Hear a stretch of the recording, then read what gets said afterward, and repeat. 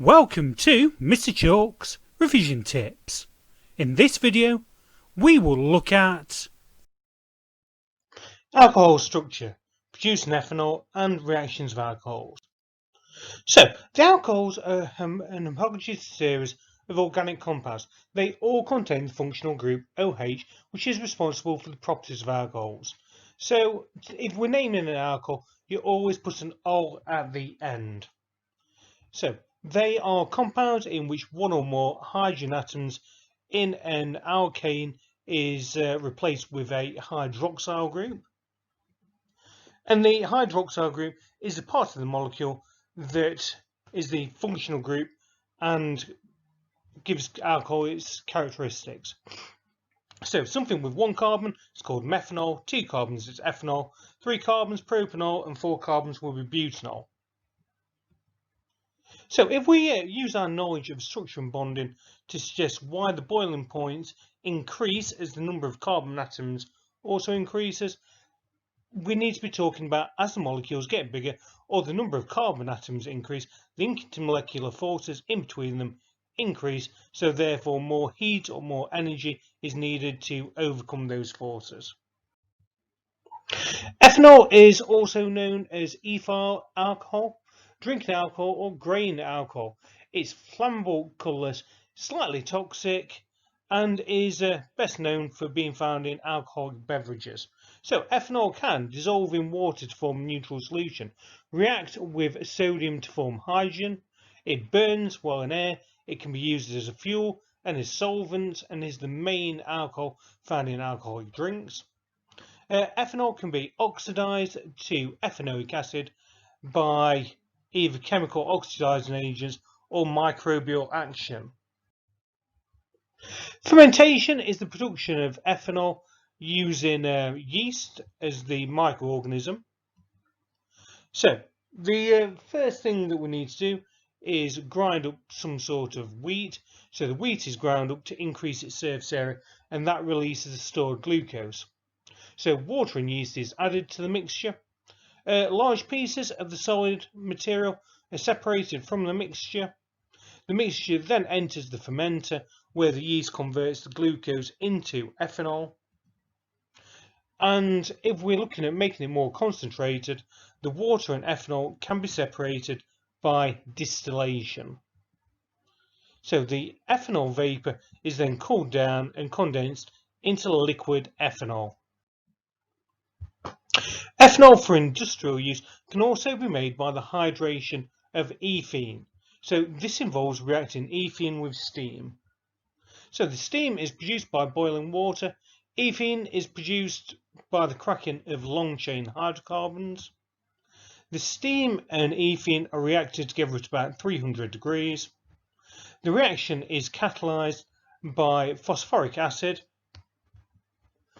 and the ethanol vapor, as before, is cooled down until it becomes a highly concentrated liquid.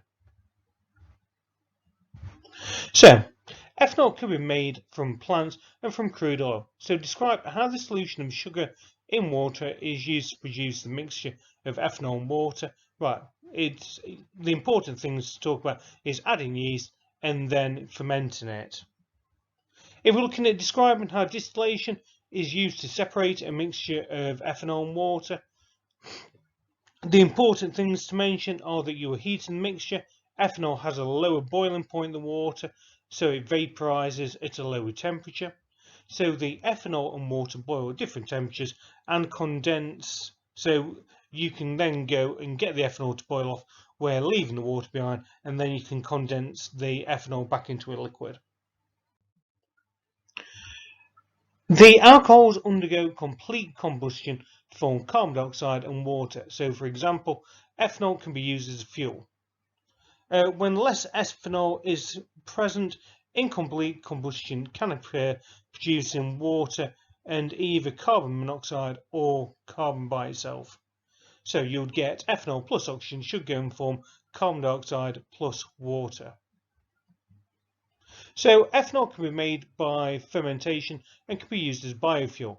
Explain why increasing the use of biofuels might cause food shortages. So The key things to talk about is the fact that fertile land is being used to grow crops that are then going to be used to produce fuel with rather than being eaten. So less food is going to be able to be produced for people to eat.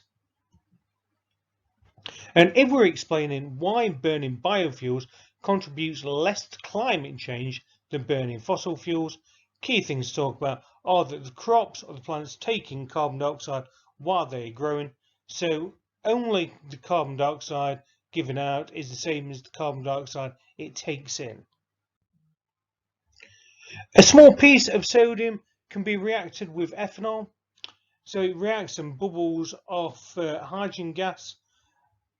The reaction is sodium plus ethanol will go and form sodium ethyl oxide and hydrogen. Right, methanol, propanol, and butanol also undergo similar reactions. When alcohols are the shortest hydrocarbon chains, so for example methanol, ethanol or propanol are added to water, they mix easily to produce a solution. However, the solubility decreases as the length of the alcohol molecule gets longer. So for instance, butanol is less soluble than propanol. The alcohols can also be oxidized without combustion to produce carboxylic acid. So for example, ethanol can be oxidized to ethanoic acid using an oxidizing agent. It's easier to understand what happens if we just look at an equation. So you get ethanol plus oxygen from some sort of oxidizing agent will go and form ethanoic acid plus water. So each of the two oxygen atoms provided by the oxidizing agent are shown just in the brackets and an O. So you might notice that the left-hand side of the ethanol molecule is unchanged. The reaction always involves the OH group on the right-hand side. Thanks for watching.